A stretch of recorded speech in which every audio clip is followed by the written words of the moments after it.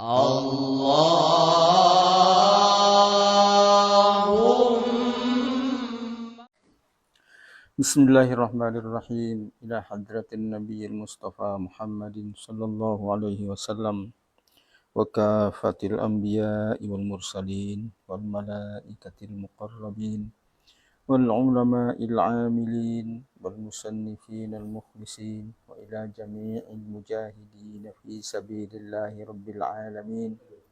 Thumma ila abaina wa ummahatina wa usulihim wa furu'ihim. ثم إلى مصنف هذا الكتاب شيء لله لنا ولهم الفاتحة. أعوذ بالله من الشيطان الرجيم. بسم الله الرحمن الرحيم. الحمد لله رب العالمين الرحمن الرحيم مالك يوم الدين إياك نعبد وإياك نستعين اهدنا الصراط المستقيم صراط الذين أنعمت عليهم غير المغضوب عليهم ولا الضالين آمين. نويت التعلم والتعليم والتذكر والتذكير والنفع والانتفاع والإفادة والاستفادة والحث على التمسك بكتاب الله وسنة رسوله صلى الله عليه وسلم والدعاء إلى الهدى والدلالة على الخير ابتغاء وجه الله ومرضاته وقربه وثوابه وحسن الخاتمة مع اللطف والعافية وصلاح العاقبة. قال المصنف ونفعنا به وبعلومه في الدارين آمين. إلى أن قال وروى ابن عباس رضي الله عنهما, diriwayatkan dari Ibnu Abbas radhiyallahu anhu, anna Nabiy sallallahu alaihi wasallam shalla ala qabri manbudhin, bahwa Nabi sallallahu alaihi wasallam salat di atas kubur yang ditelantarkan. Ya, dua makna nih. Kalau dibaca beda dikit, maka maknanya berubah. Shalla ala qabrin manbudhin. Qabrin manbudhin itu kubur yang ditelantarkan. Ada yang memahami seperti itu. Bagaimana? Ada yang terpisah dari kubur orang banyak, tidak ada yang apa ya, yang ziarah ke situ. Lalu Rasulullah solat di situ. Nah, kalau bacanya qabri manbuzin, maka artinya kubur anak yang dibuang. Nah, anna Nabiy sallallahu alaihi wasallam shalla ala qabri manbuzin. Ada yang memahaminya seperti itu. Bahwa yang di kubur tersebut adalah kubur anak terlantar yang meninggal, yang dibuang oleh orang tuanya. Dibuang. Tidak tentu orangnya. Nah, kalau qabrin manbuzin, keduanya ada yang memahaminya seperti itu. As-salatu wa haula ma dufinu illa ba'da salati ta'ifatin alaihim. Salat itu, sedangkan mereka tidak dikuburkan kecuali setelah disolatkan oleh sekelompok orang. Berarti salat itu di atas kuburan. Dan sudah pernah disolatkan. Dan tidak mungkin tidak disolatkan kalau dikuburkan. Nah, jadi kuburan itu sementara mereka tidak dimakamkan kecuali setelah solat sekelompok orang. Ada yang menyolatkannya.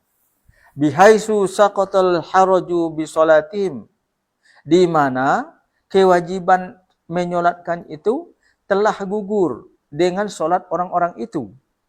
Wa yusalli ala al-qabri ma kana min ahli fardhis salati alaihi yauma mauti fil asah. Yang menyolatkan di atas kubur itu adalah orang yang fardu solat pada hari kematiannya itu, menurut pendapat yang paling benar. Paham tak? Yang fardu kan? Kalau kita ada di situ waktu itu, walaupun kita sudah pergi solat, kita fardu tu. Seandainya nanti suatu saat kita hendak menyolatkannya di kuburannya, boleh tu. Berapa lama katanya tu? Selama masih ada bagian tubuhnya di dalam tu, kubur tu. Ada yang bilang boleh selama-lamanya karena tulang sulbi itu tak bakal hancur dimakan tanah. Kalau kita belum menyolatkannya, kita ada di situ, boleh dikubur.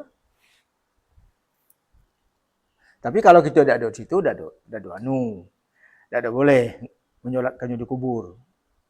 Karena menyolat di kubur kalau kita tidak perlu melakukannya ketika itu, maka dianggap sebagai solat sunat. Solat jenazah ini tidak ada solat sunatnya. Tidak ada hukum sunatnya. Wa idza shalla 'alal janazati jama'atun aw wahidun, kalau jenazah itu telah disolatkan oleh sekelompok orang atau satu orang, thumma shallat 'alaiha ta'ifatun ukhra, kemudian ada sekelompok orang pula yang menyolatkannya, fa arada man shalla awwalan ayyusalli tsaniyan ma ta'ifatis tsaniyah,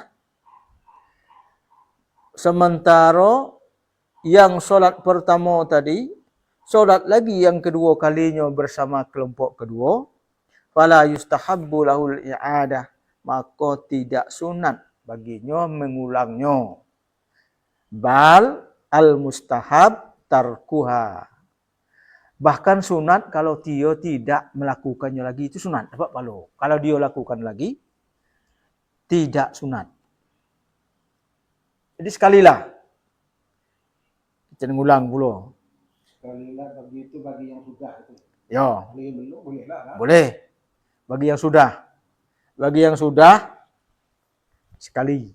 Itulah. Jadi sudah tadi kelompok pertama, kita ikut. Ikut pula kelompok dua untuk dapat pahala banyak. Tak dapat pahala tu. Yang dapat pahala malah tak ikut.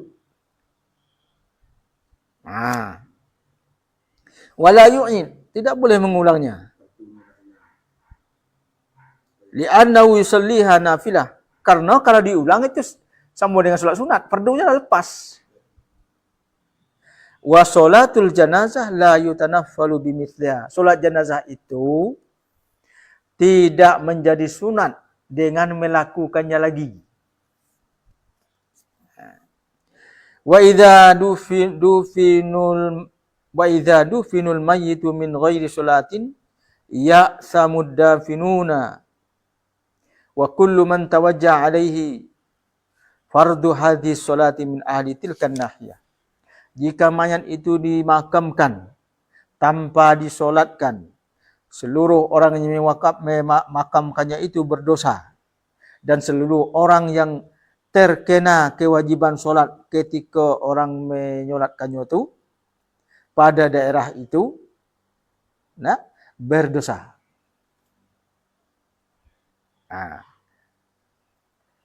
Lianna taqdimas sholati ala dafni wajibun, karena mendahulukan solat dari penguburan itu hukumnya wajib.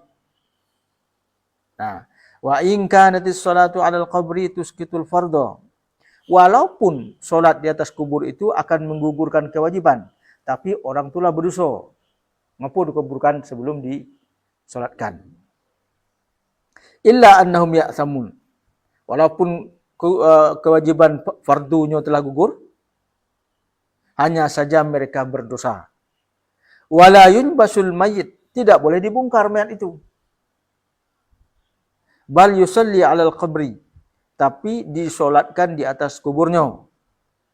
Li anna nabshahu intihakun lahu, karena membongkar itu akan menghilangkan kehormatan diri mayat itu.